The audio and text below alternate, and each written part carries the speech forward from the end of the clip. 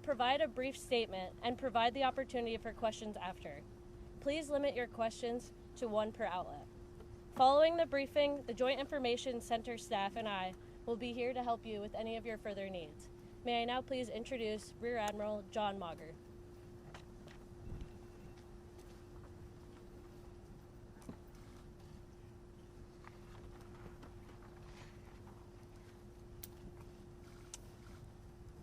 This morning, an ROV, or remote operated vehicle, from the vessel Horizon Arctic discovered the tail cone of the Titan submersible approximately 1,600 feet from the bow of the Titanic on the seafloor. The ROV subsequently found additional debris. In consultation with experts from within the Unified Command, the debris is consistent with the catastrophic loss of the pressure chamber. Upon this determination, we immediately notified the families. On behalf of the United States Coast Guard and the entire Unified Command, I offer my deepest condolences to the families. I can only imagine what this has been like for them, and I hope that this discovery provides some solace during this difficult time.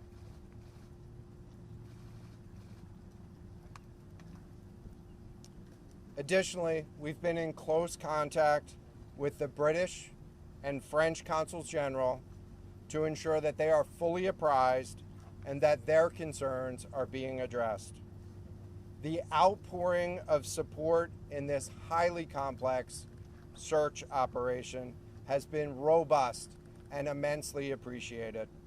We are grateful for the rapid mobilization of experts on the undersea search and rescue, and we thank all of the agencies and personnel for their role in the response. We're also incredibly grateful for the full spectrum of international assistance that's been provided. The ROVs will remain on scene and continue to gather information. Again, our most heartfelt condolences go out to the loved ones of the crew. We'll now take questions. John, what other debris have you found? John, what other debris have you found? Can you talk about the delay in reporting the vessel missing and what impact that had on the search and recovery? This was a incredibly complex case, and we're still working to develop the details for the timeline involved with this casualty and the response. And so we'll provide that information. James Matthews from Sky News. John, what other debris have you found? And have you found any trace of those who were on it? So this is an incredibly complex operating environment on the seafloor, over 2 miles beneath the surface. And so the remote operating vehicle has been searching, and it is highly capable. And we've been able to classify parts of the pressure chamber for the Titan submersible. Let me refer to one of my undersea experts here, Mr. Paul Hankin, to talk about the nature of some of the debris.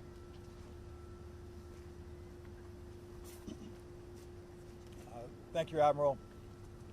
So essentially we found 5 different major pieces of debris that told us that it was the remains of the Titan.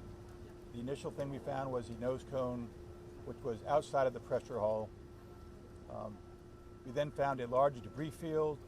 Within that large debris field, we found the front end bell of the pressure hull. That was the first indication that there was a catastrophic event. Shortly thereafter, we found a second smaller debris field. Within that debris field, we found the other end of the pressure hull, the aft end bell,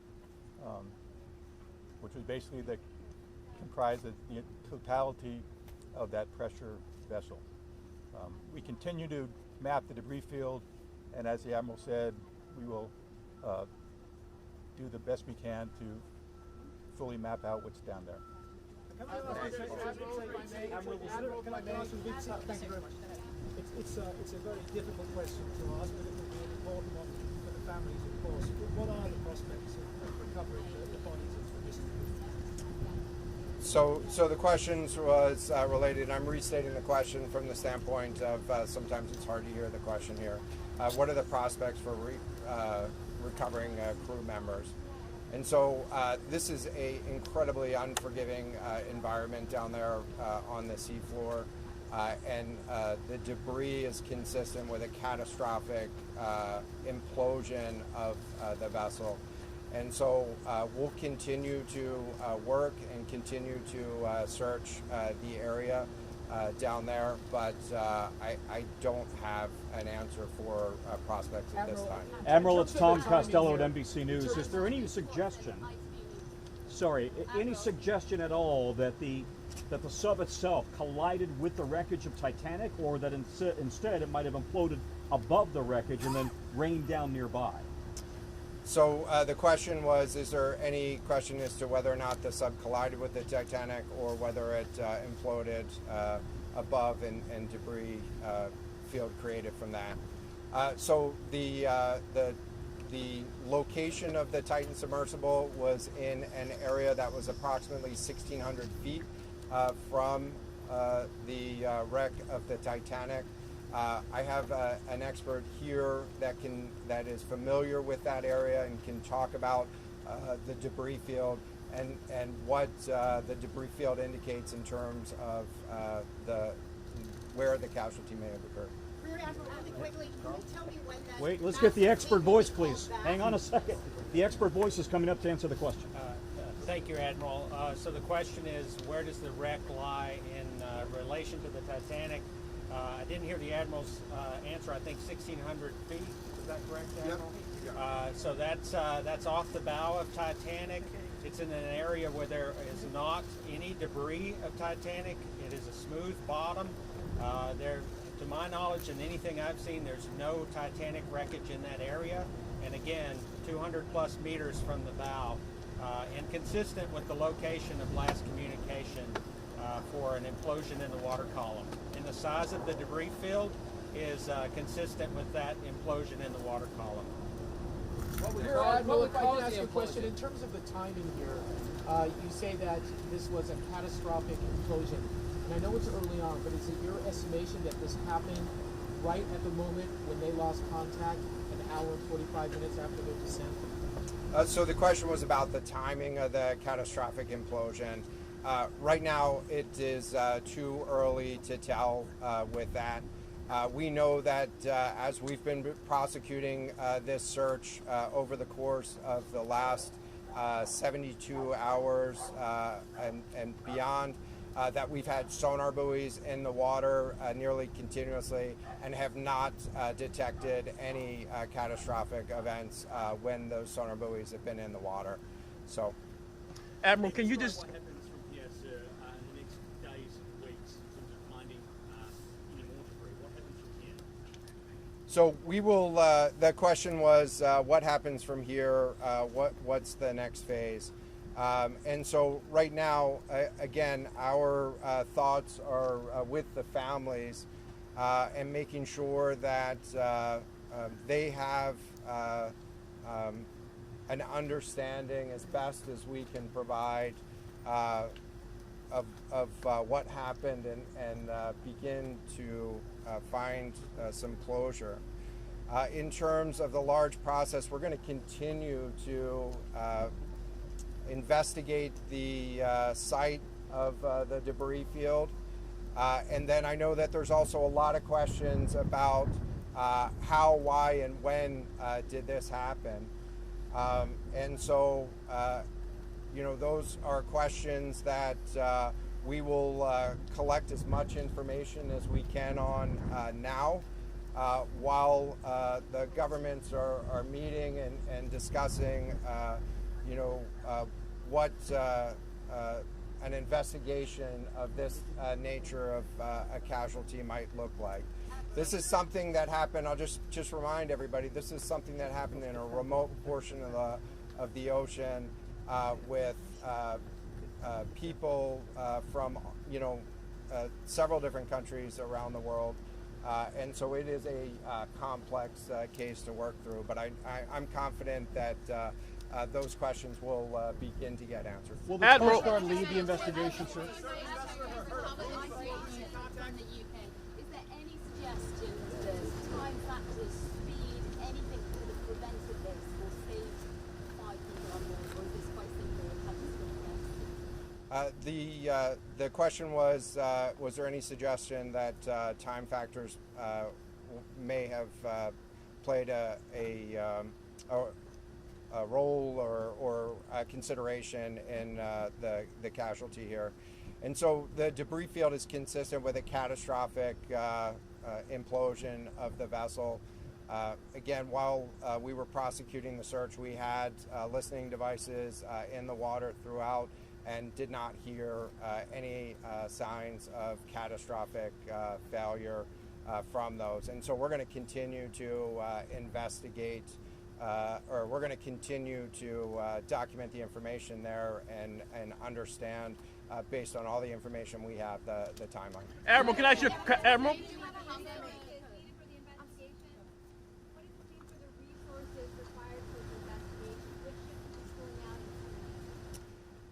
So the question was, what are the resources required for the investigation, and which ships will be pulling out and staying in? And so it's too early for me to talk about an investigation. That's a decision that's going to be taken outside of the search and efforts that I was leading. But we do have a number of vessels. We have 9 vessels on the scene right now. We had medical personnel on scene. We had other technicians on scene. And so we will begin to demobilize personnel and vessels from the scene over the course of the next 24 hours. But we're going to continue remote operations on the sea floor. And I don't have a timeline for when we would intend to stop remote operations on the seafloor at this point. Admiral, as a result of this, do you think there should be changes in the way these are safety rated or inspected so that this won't happen again?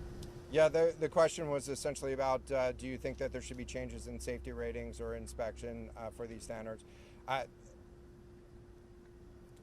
I know that there's a lot of questions about why, how, when this happened, and the members of the Unified Command, have those questions too, as professionals and experts that work in this environment. And this is an incredibly difficult and dangerous environment to work in out there. But those questions about the regulations that apply and the standards, that's going to be, I'm sure, focus of future review. Right now, we're focused on documenting the scene and continuing the subfloor operation. We don't know the timing here, but there was the banging rings yesterday that redirected and redeployed the ROVs to this area. Is there anything conclusive in those noises, and did that redirection and then finding this debris field today all help? So throughout the search efforts, we reacted to the information that we had available to us, and while we continue to send it off for deeper analysis. Again, really complex operating environment for us to work in. Let me check with the experts, but there doesn't appear to be any connection between the noises and the location on the seafloor. Again, This was a catastrophic implosion of the vessel, which would have generated a significant broadband sound down there that the sonar buoys would have picked up. Admiral, you mentioned closure. Admiral, you mentioned closure for the families. Admiral, can I just ask you about your comment regarding the families? It dropped into the ocean today. It arrived early this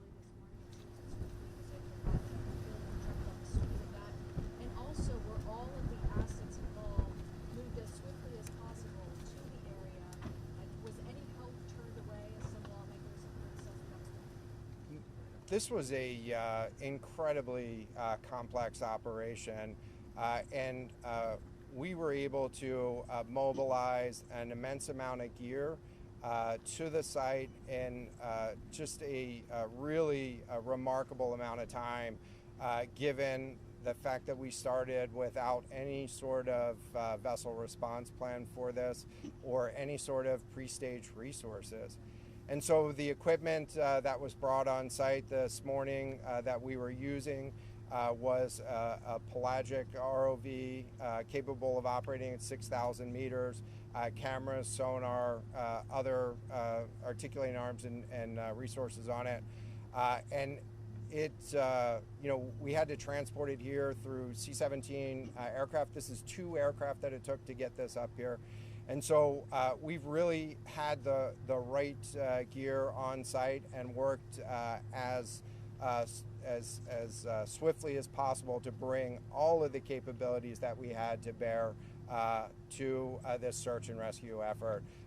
And it was just a huge international and interagency effort to make this happen.